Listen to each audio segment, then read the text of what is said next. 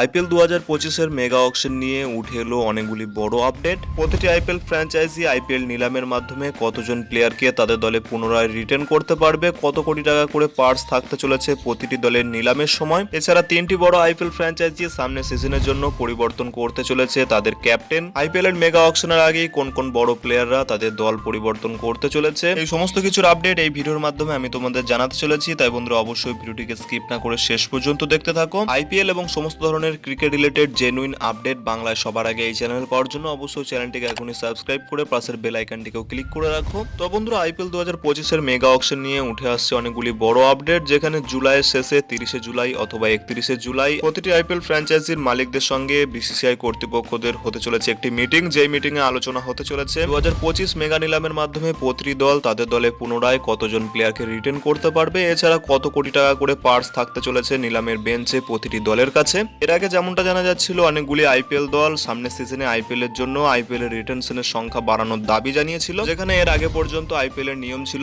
4 জন প্লেয়ারকেই প্রতিটি দল তাদের দলে পুনরায় রিটার্ন করতে পারবে, তার মধ্যে ম্যাক্সিমাম সংখ্যক 2 জন বিদেশি প্লেয়ারই থাকতে পারবে। এখন যেমনটা জানা যাচ্ছে, অনেকগুলি দল বিসিসিআই এর কাছে দাবি জানিয়েছে এই সিজন থেকেই তারা 7 থেকে 8 জন প্লেয়ারকে তাদের দলে পুনরায় রিটার্ন করতে চায়। অপরদিকে কিছু দল এমন চাইছে কোনো রকম রিটেনশনই জানি না থাকে আইপিএল 2025-এর মেগা অকশনে, শুধুমাত্র আরটিএম কার্ড ব্যবহার করতে দেওয়া হয় প্রতিটি আইপিএল ফ্র্যাঞ্চাইজিকে। লেটস সি বন্ধুরা, এই মিটিং এর মাধ্যমে কি সিদ্ধান্ত নেওয়া হয়, কতজন প্লেয়ারকে প্রতিটি দলে রিটেনশন করতে দেওয়া হয় বিসিসিআই থেকে। মেগা অকশন নিয়ে যেই আপডেটই আসুক না কেন, সবার আগে সেই খবর এই চ্যানেলে তোমরা অবশ্যই পেয়ে যাবে। এছাড়া আইপিএল এর মেগা নিলামের পার্সেও হতে পারে পরিবর্তন, যেখানে এর আগে 90 কোটি থেকে 100 কোটি টাকা করা হয়েছিল। এখন যেমনটা জানা যাচ্ছে, এই সিজন থেকে আইপিএল এর মেগা নিলামে 100 কোটি থেকে 120 কোটি টাকা অর্থাৎ 20 কোটি টাকা এক্সট্রা আরো বাড়ানো হতে চলেছে প্রতিটি আইপিএল ফ্র্যাঞ্চাইজির জন্য।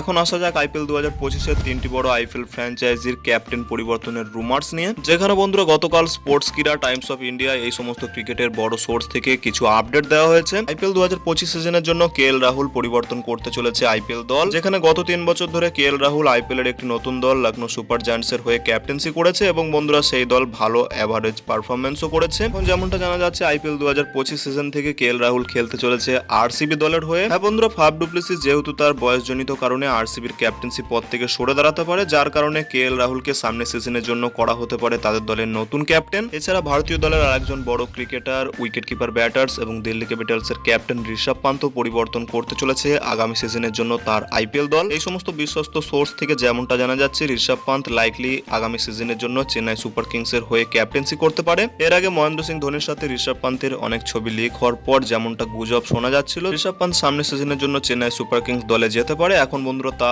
অনেকটাই কনফার্ম। ধোনি রিটায়ারমেন্ট নেওয়ার পর চেন্নাই সুপার কিংস দলের কাছে একজন উইকেট কিপার ব্যাটার্সের অত্যন্ত প্রয়োজন রয়েছে, যার কারণে ঋষভ পান্ত হতে পারে সামনের দিনের জন্য চেন্নাই সুপার কিংসের একজন বড় সুপারস্টার। ঋতুরাজ গাইকোয়াড়কে সিএসকে দলের ক্যাপ্টেন করা হলেও ঋষভ পান্ত যদি চেন্নাই সুপার কিংস দলে যান, তাহলে অবশ্যই তাকেই ক্যাপ্টেন করা হতে চলেছে সামনের দিনের জন্য। এছাড়া ভারতীয় দলের world cup winning captain Rohit শর্মাকে নিয়েও উঠে আসছে অনেকগুলি বড় আপডেট। আইপিএল 2024 চলাকালীনই শোনা যাচ্ছিল রোহিত শর্মা সামনের সিজনের জন্য পরিবর্তন করতে পারে তার দল। এখন যেমনটা জানা যাচ্ছে, অনেকগুলি আইপিএল দলই রোহিত শর্মাকে সামনের সিজনের জন্য অ্যাপ্রোচ জানিয়েছে, তার মধ্যে দিল্লি ক্যাপিটালস সবার প্রথমেই রয়েছে। ঋষভ পান্ত যদি দিল্লি ছেড়ে চেন্নাই চলে যায়, সেক্ষেত্রে দিল্লি ক্যাপিটালসের কাছে একজন ক্যাপ্টেনের অত্যন্ত প্রয়োজন রয়েছে। অপরদিকে সৌরভ গাঙ্গুলির একজন প্রিয় ক্রিকেটারও হলেন রোহিত শর্মা, যার কারণে মনে করা হচ্ছে রোহিত শর্মা যদি 2025 সিজনের জন্য এমআই ছেড়ে অন্য কোনো দলে যেতে চান, সেক্ষেত্রে দিল্লি হতে পারে সেই দল। আর বন্ধুরা, এমনটা যদি হয়, সেক্ষেত্রে কোনো কাপ না জেতা দিল্লি ক্যাপিটালস প্রথমবারের জন্য রোহিত শর্মার ক্যাপ্টেন্সিতে তাদের আইপিএল কাপও জিততে পারে। তো বন্ধুরা, এই সমস্ত প্লেয়ারদের সামনের সিজনে নতুন দলে দেখার জন্য তোমরা কতটা এক্সাইটেড, ভিডিও নিচে কমেন্ট সেকশনে অবশ্যই জানাও। আর বন্ধুরা, ভিডিওটি ভালো লাগলে ভিডিওটিকে অবশ্যই একটি লাইক করে পারলে বন্ধুদের মধ্যে শেয়ার করে দিও। দেখা হচ্ছে অন্য কোনো ভিডিওতে। Till then, bye by.